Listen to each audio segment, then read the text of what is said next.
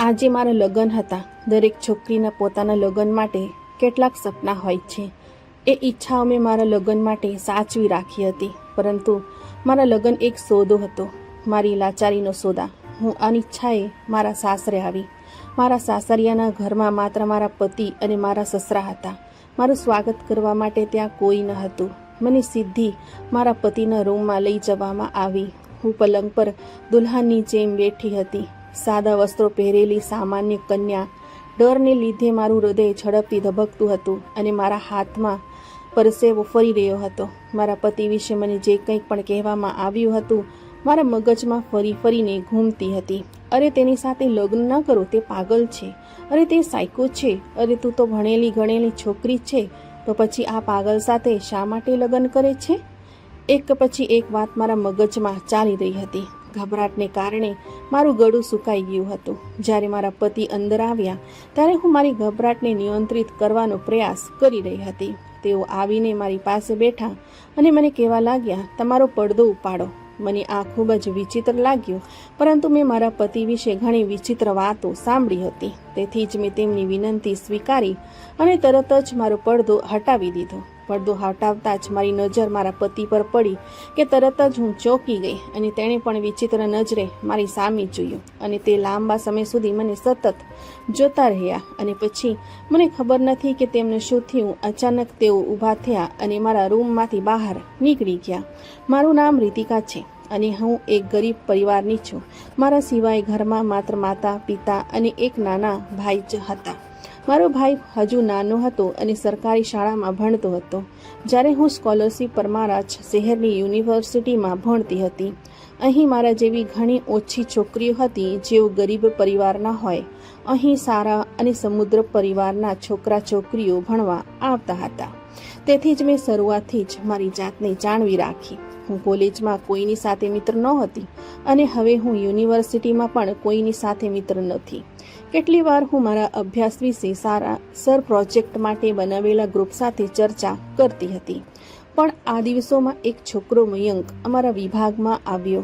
તે આવતાની સાથે જ આખા વિભાગમાં તેના સમાચાર ફેલાઈ ગયા। તે એટલો સુંદર અને હેન્ડસમ હતો કે દરેક છોકરી તેની સાથે વાત કરવા માંગતી હતી। જ્યારે મેં તેને પહેલી વાર જોયો ત્યારે મેં મારું હૃદય તેને આપી દીધું હતું, પણ તે એવો ચંદ્ર હતો કે જેને સ્પર્શ કરવાની ઈચ્છા હું કરી શકતી હતી પણ કરી શકતી નથી। મારી સાથે આવું પહેલી વાર બન્યું હતું, પરંતુ મેં મારી લાગણીઓને મારા હૃદયમાં છુપાવી રાખી હતી અને તેને ક્યારેક કોઈની સામે વ્યક્ત થવા દીધી નથી। નવું ગ્રુપ બન્યું ત્યારે મયંક મારા ગ્રુપમાં હતા। હવે અમે અમારી વચ્ચે અવારનવાર અભ્યાસ વિશે વાત કરવા લાગ્યા। ક્યારેક મયંક મારી નોંધ પણ બનાવતા।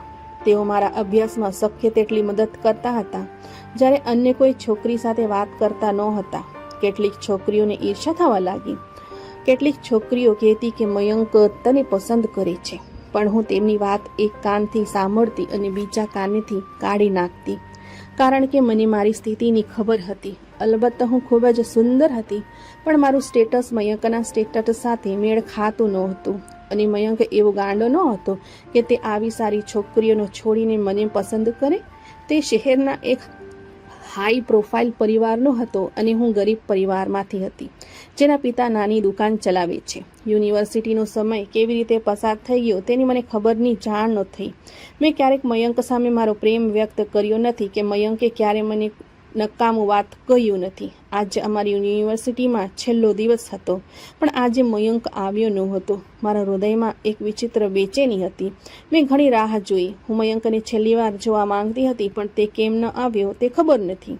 અમે ક્યારેક એકબીજાને અમારા ફોન નંબર પણ આપ્યા નથી। તેની ક્યારેક જરૂર નહોતી પડી અને આ છેલ્લા દિવસે પણ તે આવી શક્યો નથી। હું ભારે હૈયે યુનિવર્સિટીમાંથી ઘરે આવી।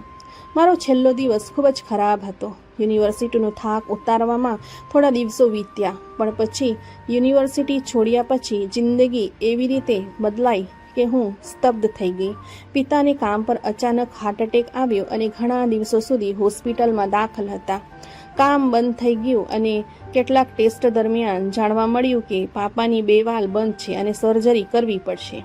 આટલી મોંઘી સારવાર આપવા માટે અમારી પાસે એટલા પૈસા નહોતા. મારા પિતાની સરકારી હોસ્પિટલમાંથી સારવાર કરાવ્યા બાદ તેમને ઘરે લાવવામાં આવ્યા હતા, પરંતુ ડૉક્ટરે આરામ કરવાનું કહ્યું હતું. હવે પિતા મોટાભાગે ઘરે જ રહેતા. તેઓ કામ પર જતા માટે ખૂબ જ પ્રયત્ન કરતા હતા, પરંતુ હું તેમને ના પાડતી અને તેમને કામ પર જવા દેતી નથી. એક દિવસ પપ્પા મારાથી છુપાઈને કામે ગયા ત્યારે તેમની તબિયત બગડી ગઈ. હવે પિતાએ પણ પોતે જ કહી દીધું હતું કે જ્યાં સુધી તેઓ સંપૂર્ણ સાજા નહીં થાય ત્યાં સુધી તેઓ જશે નહીં. પણ આવું ક્યાં સુધી ચાલશે? ઘરમાં જે કંઈક રાશન હતું તે ખલાસ થવા લાગ્યું. જમા થયેલી મૂંડી પણ ધીમે ધીમે ખતમ થવા લાગી.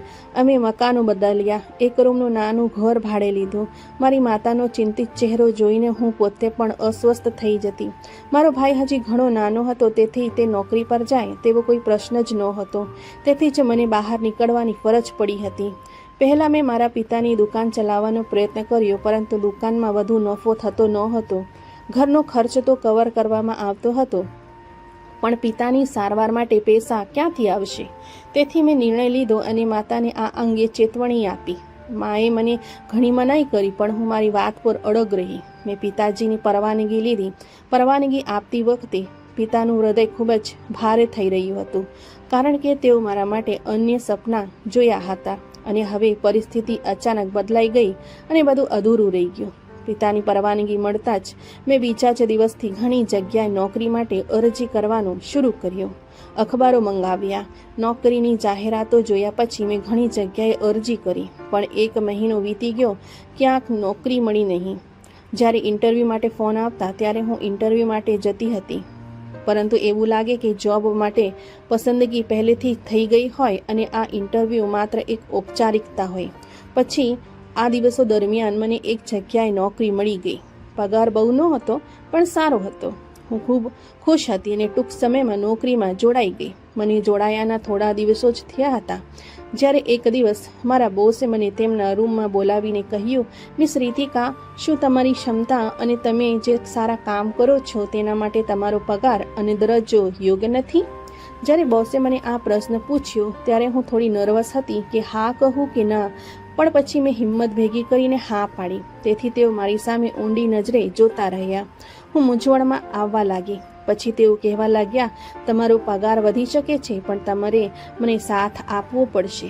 બોસે કહ્યું ત્યારે મેં મૂંઝવણભરી નજરે તેમની સામે જોયું અને પૂછ્યું કે સાથ? કેવું સાથ સર? તો બોસે હસીને કહ્યું કે મિસ રીતિકા, તમે બુદ્ધિશાળી છો, તમે સમજી શકો છો. આ માટે તમારે ફક્ત મને ખુશ કરવાનો છે. બોસની વાત સાંભળીને મારા આખા શરીરમાં આગ લાગી ગઈ. હું ગુસ્સાથી ઊભી થઈ અને કહ્યું કે તમારા જેવા બદમાશોના કારણે જ છોકરીઓ ઘર છોડતા ડરે છે. હું તમારી આ નોકરી છોડી રહી છું. આટલું કહીને હું ગુસ્સામાં ઓફિસની બહાર આવી. બોસ મને પાછળથી બોલાવતા હતા, પણ મારી આંખમાંથી આંસુ વહી રહ્યા હતા.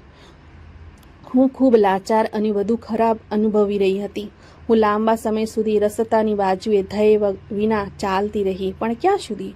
ઘરે જવું પડ્યું. ઘરે પહોંચ્યા પછી મારી માતાએ મારો ચિંતિત ચહેરો જોયો અને મને પ્રશ્ન પૂછવા લાગ્યા, શું થયું રીતિકા? તમે આટલી પરેશાન કેમ છો? મારી માતાએ પૂછ્યું કે હું રડવા લાગી અને તેમને આખી હકીકત જણાવી. માએ મને ગળે લગાડ્યો અને પ્રોત્સાહિત કર્યો. તેણે કહ્યું કે દીકરા, તમે ઘરેથી નીકળશો ને તો આવા અનેક વરુઓ મળશે, પરંતુ તમારે હિંમત અને ડહાપણથી કામ કરવું પડશે.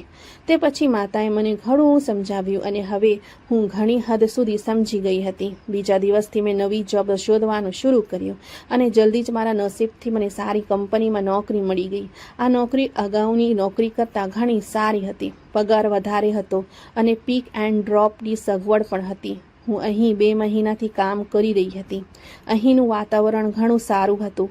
આજ સુધી મેં ફક્ત મારી કંપનીના વડાને જ જોયા હતા, પણ ઓફિસમાં બોસના દીકરા વિશે ઘણી વાતો સાંભળી હતી.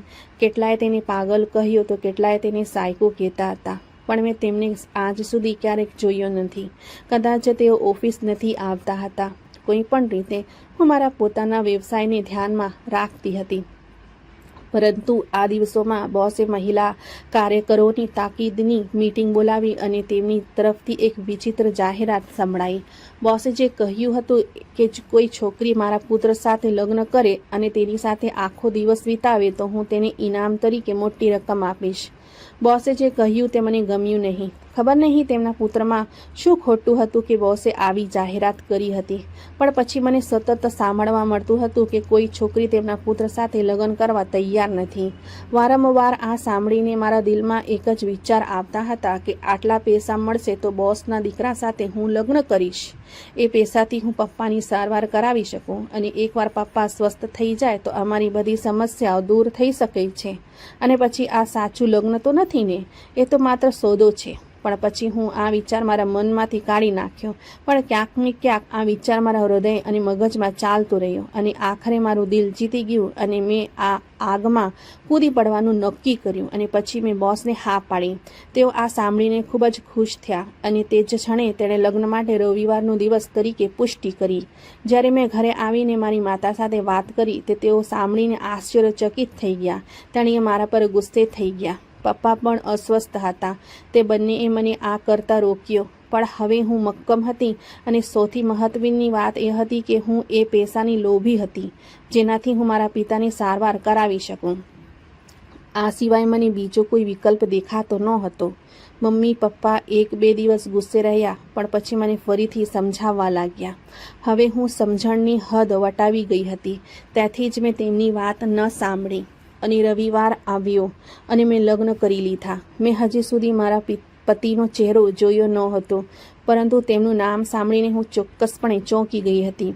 પરંતુ આ નામના ઘણા લોકો હોય છે, અને પછી આ મયંક તે મયંક બિલકુલ ન બની શકે. જ્યારે તે આવ્યા હતા ત્યારે મારું હૃદયે એક ધબકારા છોડી ગયું હતું. જ્યારે કોણ જાણે આ કોણ પાગલ અને સાયકો મયંક છે. અને હું અનિચ્છાએ મારા સાસરિયાના ઘરે આવી, અને પછી જ્યારે મેં તેમને રૂમમાં જોયો ત્યારે મને આશ્ચર્ય થયું. તેમની વાર્તા કહેતી વખતે મેં મયંક તરફ જોયું તો તેમની આંખોમાં માત્ર પ્રેમ જ દેખાતો હતો. મેં શરમાઈને માથું નમાવ્યું, પણ પછી મેં તેમને પૂછ્યું કે તમને શું થયું છે? લોકો તમને સાયકો કેમ કહે છે? મારી વાત સાંભળીને મયંકે ઊંડો શ્વાસ લીધો અને કહેવા લાગ્યા, જ્યારે હું યુનિવર્સિટીમાં મારા શહેરથી તમારા શહેરમાં આવ્યો હતો તો ડિપાર્ટમેન્ટમાં દાખલ થતાં જ મારી પહેલી નજર તમારા પર પડી. તમે એક બાજુ બેઠા હતા, તમારી કેટલીક નોંધો બનાવતા હતા. તમે બધી મોડર્ન અને ફેશનેબલ છોકરીઓથી અલગ હતા અને ખૂબ જ સુંદર દેખાતા હતા. હું એક બાજુ ઊભો હતો અને તમારી સામે જોઈ રહ્યો હતો. એવું ન હતું કે છોકરીઓ મારા જીવનમાં પહેલાં આવી નહોતી, પરંતુ તેઓ માત્ર સમય પસાર કરવા માટે હતી. પણ તમને જોયા પછી મને પહેલી નજરે જ પ્રેમ થઈ ગયો, અને મેં ત્યાં જ નક્કી કરી લીધું કે હું તમને જ મારી પત્ની બનાવીશ. અને આ વિચારતા જ મારા પર રાહતની લાગણી છવાઈ ગઈ હતી. મને તમને જોઈને તમારી સાથે વાત કરવાનું ગમવા લાગ્યું. આ દિવસોમાં મારા પિતા તરફથી મારા પર લગ્ન કરવાનું દબાણ વધવા લાગ્યું. ખરેખર તેથી જ તેણે મને પાછું બોલાવ્યા હતા. મેં તેમને તમારા વિશે વાત કરી હતી, પરંતુ સ્ટેટસમાં તફાવતને કારણે પિતાએ મને સ્પષ્ટપણે નકારી કાઢ્યો અને મને તમને મળવા પણ ન દીધો. તમને તમારી સુંદરતા અને ક્ષમતા સાથે કોઈ લેવા દેવા ન હતો. તેઓ મારા પોતાના જેવા જ બિઝનેસ ક્લાસ પરિવારમાં લગ્ન કરવા માંગતા હતા, જેથી તેઓ પોતાનું બિઝનેસ વધારી શકે. મેં તેમની વિનંતીનો ઇનકાર કર્યો, પરંતુ તેણે મારી વાત ન માની અને મારો સંબંધ એક જગ્યાએ નક્કી કર્યો. તેથી જ હું છેલ્લા દિવસે યુનિવર્સિટી આવ્યો ન હતો. હું જાણતો હતો કે તમે મને પસંદ કરો છો, પરંતુ હું છેલ્લા દિવસે તમારી આશાને તોડી શક્યો નહીં. તેથી જ હું ત્યાં આવ્યો નથી. પપ્પાએ ખૂબ જ ધૂમધામથી મારી સગાઈ કરાવી. મેં પપ્પા સમક્ષ માથું નમાવ્યું હતું, પણ પછી હું ચૂપ રહેવા લાગ્યો. મારી મંગેતર મને બહાર લઈ જવા અને મોંઘી ભેટ આપવા આવતી. તે મારી સાથે સમય પસાર કરવા માંગતી હતી, પણ મને હવે આ બધું બિલકુલ ગમતું નહોતું. હું વારંવાર તમારા વિશે વિચારતો, અને પછી એક દિવસ મને યુનિવર્સિટીમાં ક્લર્ક વિભાગથી તમારા ઘરનું સરનામું મળ્યું, અને તમારા ઘરે પણ ગયો, પણ ત્યાં કોઈ ન હતું. આટલા મોટા શહેરમાં હું તમને ક્યાં શોધીશ? હું ખૂબ જ ચિંતિત થવા લાગ્યો, અને આ પરેશાનીઓ વચ્ચે મારી મંગેતર સાથે લડાઈ થઈ. તે મને કોન્સર્ટમાં લઈ જવા માંગતી હતી, જ્યારે મારું હૃદય બિલકુલ ઈચ્છતું ન હતું. તેથી જ મેં તેને સ્પષ્ટપણે કહ્યું કે મને વારંવાર પરેશાન ન કરો. તેણે મારા ઇનકારને અપમાન તરીકે લીધો અને મારા વલણ વિશે તેમના પિતાને ફરિયાદ કરી. તેમના પિતાએ મારા પિતાને વાત કરી અને ઘરમાં મોટો તોફાન ઊભું થયું. પપ્પાએ પહેલાં મારી સાથે ખૂબ જ ખરાબ વર્તન કર્યું અને પછી તેમણે મને સ્પષ્ટ ચેતવણી આપી કે મારે તે છોકરીને માફી માંગવી પડશે અને મારું વલણ સુધારવું પડશે, અન્યથા અમારા ધંધાને મોટું નુકસાન થશે. પણ મારો એવો કોઈ ઈરાદો નહોતો. ના તો મેં છોકરીની માફી માંગી અને ના તો અમારા સંબંધો સુધર્યા. પરિણામે અમારી સગાઈ તૂટી ગઈ. પપ્પાએ મને ખૂબ ગુસ્સો કર્યો. પછી પપ્પાએ મારા સંબંધને બીજી જગ્યાએ કન્ફર્મ કર્યો અને અમે બંને છોકરીને મળવા માટે થોડો સમય આપ્યો. પપ્પા ઈચ્છતા હતા કે અમે એકબીજાને સમજીએ અને પછી અમારા લગ્ન જલ્દીથી નક્કી થઈ જાય. પણ હું ઘરમાં નિર્જીવ પડી રહ્યો. મને ક્યાં બહાર જવાનું કે આવવાનું મન થતું ન હતું. પપ્પા મને ખૂબ ઠપકો આપતા અને ઘણીવાર મને સમજાતા, પરંતુ તેઓ મારી વાત માનવા તૈયાર ન હતા. થોડા દિવસો પછી પિતાજી પણ સમજવા લાગ્યા. મને સમય આપતા અને મારી સાથે જમતા, પણ મારે હવે તેમની સાથની જરૂર ન હતી. જ્યારે તેમની જરૂર હતી ત્યારે તેઓ પોતાનો ધંધો વિસ્તારવા માટે ચિંતિત હતા. મારો આ સંબંધ પણ સમાપ્ત થઈ ગયો. મેં મારા પિતાને સ્પષ્ટ કહ્યું હતું કે મારા માટે કોઈ સંબંધ ન જવો અને હું અત્યારે લગ્ન કરવા માંગતો નથી. મને થોડો સમય આપો. પપ્પા કદાચ હવે સમજી ગયા હતા, તેથી જ તેમણે મને સ્વસ્થ થવા માટે સમય આપ્યો. થોડા દિવસો આમ જ વીતી ગયા. પિતાએ જ્યારે પોતાના એકમાત્ર પુત્રની દુનિયાથી અળગા અને ઉદાસ જોયો ત્યારે તેમને ગમ્યું નહીં. તેઓ અવારનવાર મારા મિત્રને મને ખુશ કરવા બહાને પોતાના ઘરે બોલાવતા. થોડા સમય માટે હું ખુશ રહેતો હતો, પણ પાછળથી આવી જ હાલતનો શિકાર બની જતો. થોડા દિવસો પછી પિતાએ આખરે હાર સ્વીકારી અને મને કહ્યું કે તે છોકરીને શોધી કાઢો.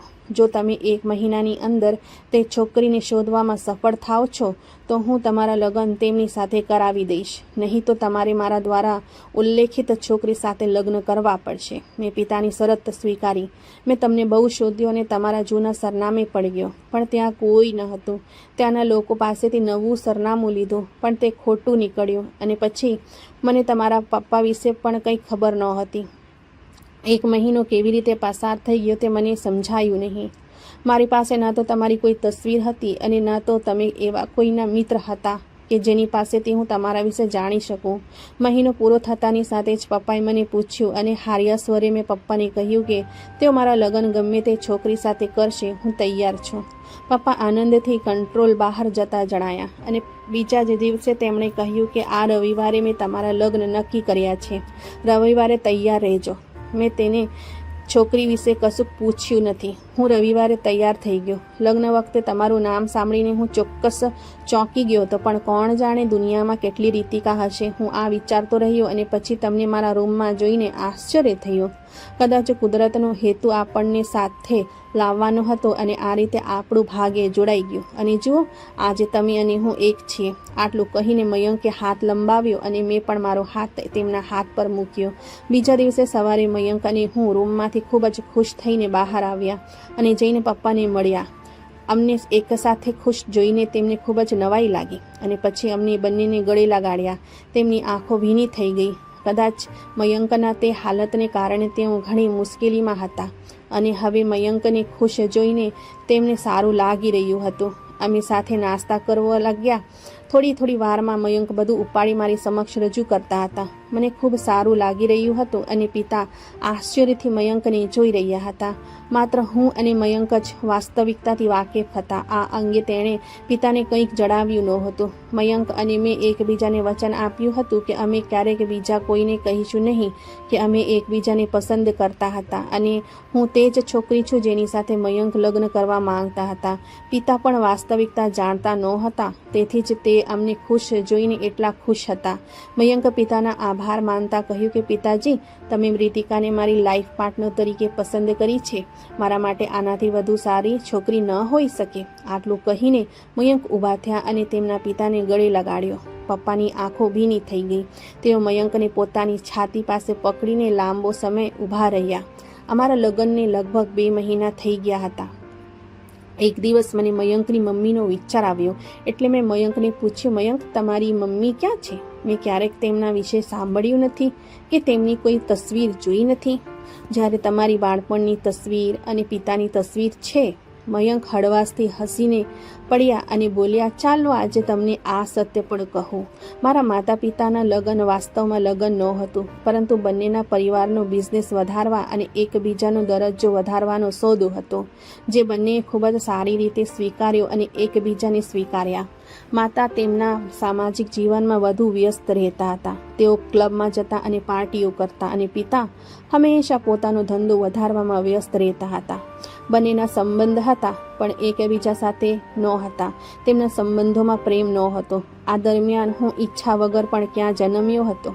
જો કે માતાને બાળક જોઈતું નહોતું. તેઓ અત્યારે તેમના પગમાં કોઈક પણ પ્રકારની સાંકળ નાખવા માંગતા નહોતા, પણ કદાચ નિયતિના મનમાં કંઈક બીજું જ હતું અને હું આ દુનિયામાં આવી ગયો.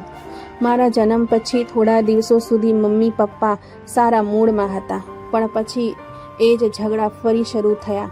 માતાને વાંધો હતો કે પિતા તેમને સમય આપતા નથી, પણ પપ્પાને લાગ્યું કે હું ઘરે આવું ત્યારે મમ્મી ઘરે હાજર નથી હોતા.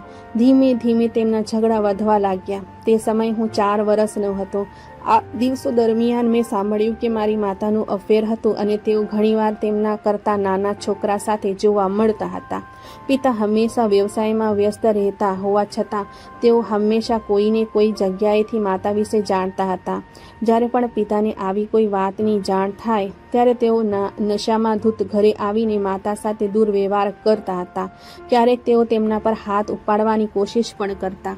પછી એક દિવસ માતાએ છૂટાછેડાનો કેસ દાખલ કર્યો. પિતાને નોટિસ મળતા જ તેઓ તરત જ માતા પાસે આવ્યા અને આજીજી કરવા લાગ્યા, કારણ કે માતા બિઝનેસમાં 50%ના શેર હોલ્ડર હતા, અને જો માતાએ તેમનો હાથ છોડ્યો તો તેનો અર્થ એ કે અડધો ધંધો તેમના હાથમાંથી નીકળી જશે. પપ્પાએ મમ્મીને સમજાવવાની ઘણી કોશિશ કરી, પણ મમ્મી પોતાની વાત પર અડગ રહી, કારણ કે મમ્મીને નવા પ્રેમીનું ભૂત વળગ્યું હતું. મમ્મી પિતાને છૂટાછેડા આપીને ફરીથી લગ્ન કરવા માંગતા હતા. મમ્મીને ખબર હતી કે પપ્પા તેમને સરળતાથી છૂટાછેડા નહીં આપે, તેથી જ તેણે ખૂબ સારા વકીલ કર્યો, પરંતુ પિતાએ પણ ખૂબ જ મજબૂત વકીલ કર્યો. પરંતુ માતાના વકીલની જીત થઈ અને માતાએ કોર્ટમાં છૂટાછેડા લીધા. તે જ સમયે પિતાએ માતાને 50% હિસ્સો પરત કરવાનો હતો.